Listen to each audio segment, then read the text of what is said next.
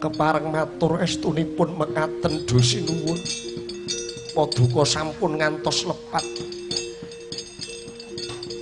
Lugunipun ingkang saged ngunduraken mengsah menika kengabdipun Wrehatnala. Kowe iki ngomong apa? Kowe iki ngomong apa?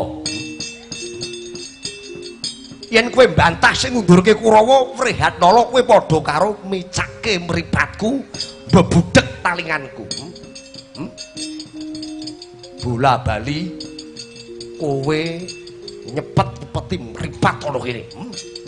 Kakang.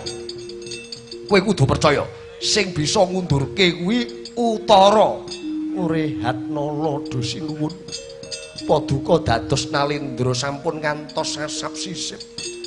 Menika paduka lepat sing bener aku ingkang leres menika Wrehatnala keprok gaduh dadi apa kowe.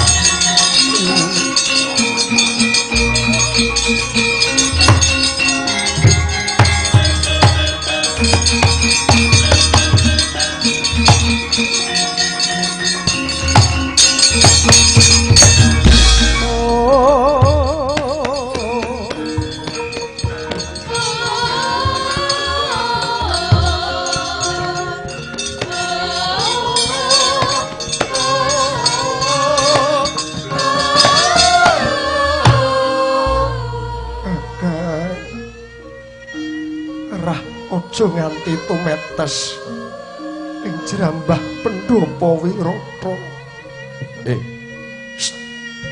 Salindri. Celandaan munggah Pendhapa Wirata. Apa pamrihmu, Salindri?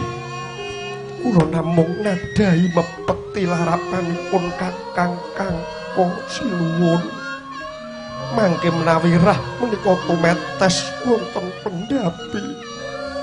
Badhe ngirangi kawibawan Paduka Sinuwun. Kowe iki ngomong apa?